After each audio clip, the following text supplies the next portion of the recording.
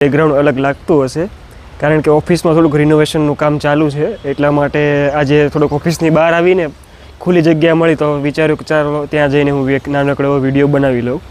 તો આપણે જે સિરીઝ ચાલુ કરી છે એમાં એક કોમેન્ટ આવેલી છે કે ભાઈ તલની અંદર થડની અંદર કોહવારો આવે છે, તલનું જે મૂળ હોય છોડનું એ સુકારો લાગી જાય છે અને કાળું પડી જાય છે, તો એનું નિયંત્રણ માટેનું કંઈક જણાવો.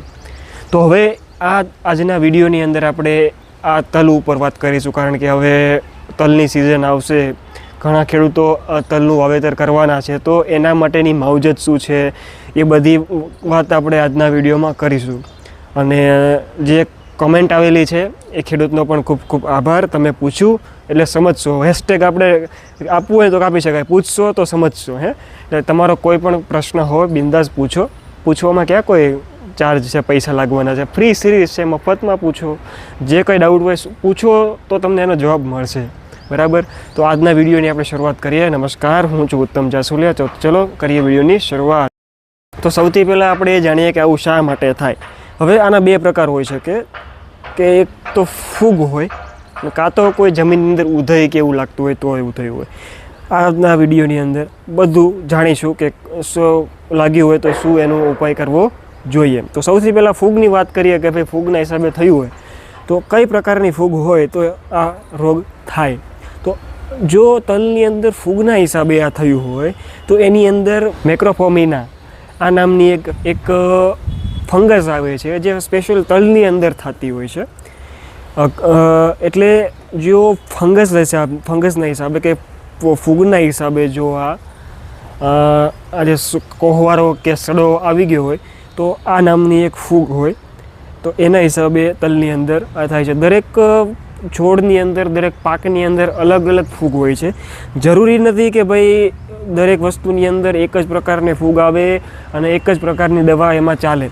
આવું કદાચ કોઈને મગજમાં રહી ગયું હોય તો એવું પ્લીઝ એવું ન રાખતા. માની લો, ઉદાહરણ આપું તમને સાદું અને સરળ, કે માની લો કે અમે બે વ્યક્તિ છીએ, મને પણ તાવ આવે છે અને મારી સાથે બીજો વ્યક્તિ છે એને પણ તાવ આવે છે. અમે બંને હોસ્પિટલે ગયા, ડૉક્ટર અમારું ચેકઅપ કરશે બધી રીતે. તો જરૂરી નથી કે મને જે તાવ માટેની દવા આપે સેમ એને એ જ દવા આપે. અમારા કંઈક લક્ષણ અલગ હશે, મારું લક્ષણ કંઈક અલગ હશે.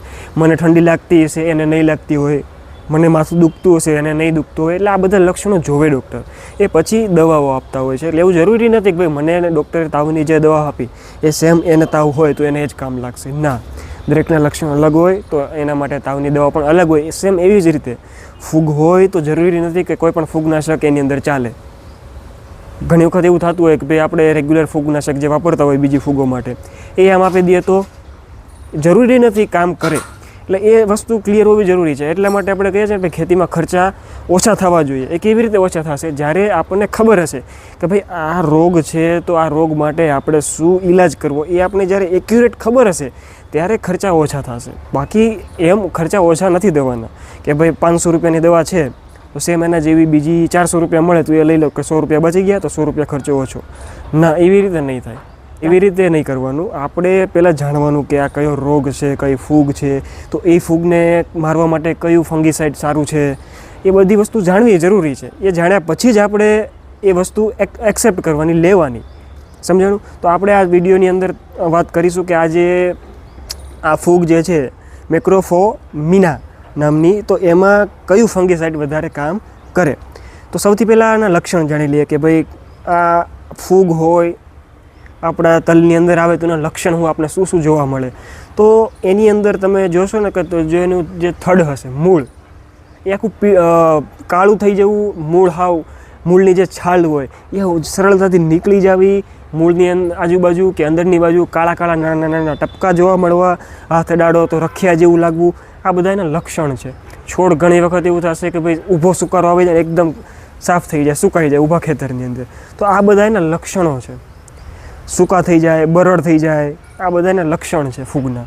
કઈ ફૂગ? ફરીવાર કહું, બીજી ઘણી બધાની પ્રકારની ફૂગ આવે, પણ સ્પેસિફિક હું આ ફૂગની વાત કરું જે તલની અંદર વધારે કોમન જોવા મળતી હોય છે. હું આ ફૂગની વાત કરું છું. એટલે આ ફૂગ આવે તો તમને આવા લક્ષણ એને જોવા મળશે. બરાબર છે? તો અહીંયા તમે એનું જોઈ લીધું. હવે આપણે આગળ વધીએ તો હવે આવશે આ ફૂગ ક્યારે સક્રિય થાય, કે આ ફૂગ ક્યારે વધારે પ્રમાણમાં ખેતરની અંદર સક્રિય બને, તો જ્યારે તાપમાન 30 થી 35 સેલ્સિયસથી વધુ હોય, જમીનમાં ભેજ ઓછો હોય, ત્યારે આ ફૂગ સક્રિય બને છે. અને સક્રિય બને જ્યારે તમને એવું લાગે છે કે શરૂઆતની અંદર 1-2 છોડની અંદર છે, તો સૌથી પહેલું કદમ એ જ લેવાનું, છોડ ઉખાડો, ખેતરની બહાર જાઓ, સળગાવી દો ને ફેંકી દો એને. એવું નહીં છોડ ખેંચી લીધો ને ખેતરની સાઈડમાં મૂકી દીધો, તો એનો વાયરસના હિસાબે સંક્રમણ ફેલાશે ખેતરની અંદર. તાત્કાલિક એને બાળી દો, ખતમ કરી નાખો, એટલે પૂરું થઈ જાય, જેથી વાત 0-0 થઈ જાય. આ જ્યારે શરૂઆત હશે ત્યારે કામ લાગશે. એક વખત ફેલાઈ ગયો પછી કોઈ વસ્તુ કામ લાગશે નહીં. બરાબર? તો ચાલો હવે વધીએ આગળ. હવે આ ફૂગ બીજા કયા કયા પાકોની અંદર જોવા મળે છે? તો તેલીબિયાના પાકો, જેમ મગફળી, તલ, સોયાબીન, સૂર્યમુખી, એની અંદર પણ આ ફૂગ જોવા મળે છે. કઠોળ વર્ગના પાકો હોય, મગ, અડદ, ચણા, તુવેર કે મકાઈ કે મઠ, તો એની અંદર પણ આ મકાઈ નહીં આવે, મકાઈ ધાન્ય પાકોની અંદર આવશે. તો કઠોળ વર્ગના પાકો હોય તો એની અંદર આ જોવા મળશે. ધાન્ય પાકો મકાઈ, જુવાર છે, તો એની અંદર પણ આ ફૂગ જોવા મળે છે. બીજું છે શાકભાજી અને ફળ. તો કયા કયા પ્રકારના શાકભાજી? જો કે ટિંડોરા છે, દૂધી છે, કાકડી છે, બટાકા છે, પછી વેલાવાળા શાકભાજી છે, પછી સ્ટ્રોબેરી છે. એ બહુ ઓછી થતી હોય છે આપણે ગુજરાતમાં, એટલે એ આપણે લાગુ નથી પડતી. પણ આ મુદ્દે મેં તમને જે ફૂગ કીધી એ આટલા પ્રકારના પાકની અંદર જોવા મળે છે. બરાબર? એટલે અહીંયા આપણો એક આ મુદ્દો આપણો ક્લિયર થઈ ગયો. હવે આપણે આગળ જઈએ તો એમાં આપણે જાણીશું કે ભાઈ આનો ઉપાય શું. તો મેં શરૂઆતમાં કીધું હતું કે ભાઈ આના 2 કારણ હોઈ શકે, કે ભાઈ જમીનની અંદર ઉધઈ લાગી હોય કે કોઈ મૂંડા લાગી ગયા હોય તો પણ થાય, અથવા તો ફૂગ હોય તો પણ થાય. તો માની લો કે કોઈ ઉધઈ કે સફેદ મૂંડા કે કોઈ બીજા કીડા લાગી ગયા હોય, તો એના નિયંત્રણ માટે ક્લોરોપાયરીફોસ સારામાં સારું રહેશે. બેસ્ટ રિઝલ્ટ છે એ. પાણી સાથે તમે આપી દેજો, એનું રિઝલ્ટ મળશે. જમીનમાં કોઈ આવા કીડાઓ હશે તો એને મારી નાખશે. આ એનો ઉપાય છે. અને જો એ નથી, મૂંડા કે ઉધઈ એ નથી, તો ફંગસ હશે, તો એના માટે કાર્બાડિઝમ 50% WP આવે છે. એ સારામાં સારું અસરકારક છે, સ્પેશિયલી આ ફૂગ માટે એ સારું કામ કરશે. પછી કોમ્બિનેશનમાં આવે છે સિસ્ટમેટિક અને આપણે કોન્ટેક્ટ, એનું કાર્બાડિઝમ અને મેન્કોઝેબ, આ બંનેનું કોમ્બિનેશન આવે છે. એ પણ સારું આ ફૂગ માટે રહેશે. એ સિવાય બીજાની આગળ વાત કરીએ તો ટેબુકોનાઝોલ પ્લસ ટ્રાઇફ્લોક્સીટ્રોબિન આ જે આવે છે એ પણ કોમ્બિનેશનમાં આ બંને વસ્તુ આવે છે. આ આપણે અત્યાધુનિક કહી શકો, કારણ કે આ બધા નવા કોમ્બિનેશન માર્કેટની અંદર આવે છે. તો આનું રિઝલ્ટ પણ આપણને સારું જોવા મળે છે. તો આ ચારકોલ રોટ આપણે કહીએ ને ભાઈ એકદમ કોલસા જેવું થઈ જવું, રખિયા જેવું, તો એના માટે સારું પડશે. બીજું હેક્ઝાકોનાઝોલ પણ આવે છે, પ્રોપિકોનાઝોલ પણ આવે છે. એ કોમ્બિનેશન કદાચ નહીં હોય, અંદર હોય તો કદાચ અત્યારે માર્કેટમાં આવી ગયો તો મને ખ્યાલ નથી, પણ સિંગલ આ મળતું હોય છે, હેક્ઝાકોનાઝોલ અને પ્રોપિકોનાઝોલ.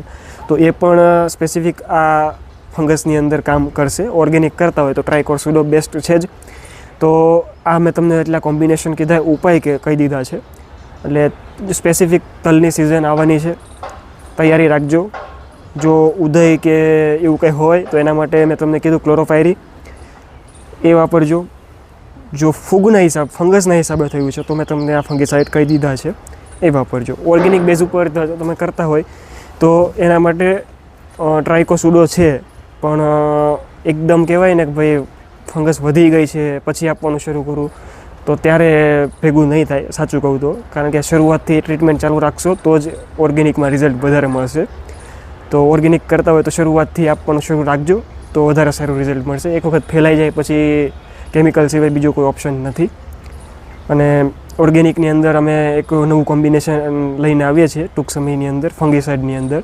રિક્વેસ્ટ ઘણા બધા ખેડૂતોની હતી, લાવીશું અને તમને એની પણ માહિતી આપશું. બસ આજનો વિડીયો આટલો જ હતો. પ્રશ્ન હોય બિંદાસ પૂછો. આ વિડીયો સારો લાગ્યો હોય તો બીજા ખેડૂતોને મોકલો. આ વિડીયો શેર કરો બીજા ખેડૂતોને, વોટ્સએપમાં, ફેસબુકમાં લાઇક કરો, કોમેન્ટ કરો. પ્રશ્ન હોય તો પૂછો બિંદાસ. કસ્ટમર કેર નંબર છે. ઘણી વખત બિઝી હોય, બીજા ખેડૂતોનો ફોન ચાલુ હોય એવું બની શકે, અથવા તો સમય પૂરો થઈ ગયો હોય, રવિવારનો સમય હોય, તો એના હિસાબે કદાચ તમારી ફોન ઉપર રૂબરૂ વાત ન થઈ શકે તો ટેન્શન ન લો. સેમ નંબર વોટ્સએપ નંબર પણ છે, મેસેજ કરી દો, વોઇસ મેસેજ કરી દો, તમને જે અનુકૂળ આવે કરી દો. ફેસબુકમાં કોમેન્ટ કરી શકો છો, યુટ્યુબમાં કોમેન્ટ કરી શકો છો. આટલા બધા વિકલ્પ તો છે જ તમારી પાસે. કોઈ પણ પ્રશ્ન હોય તો બિંદાસ પૂછો. આજના વિડીયો પૂરતું આપણે આટલું રાખીશું. મળીશું નવા વિડીયોની અંદર.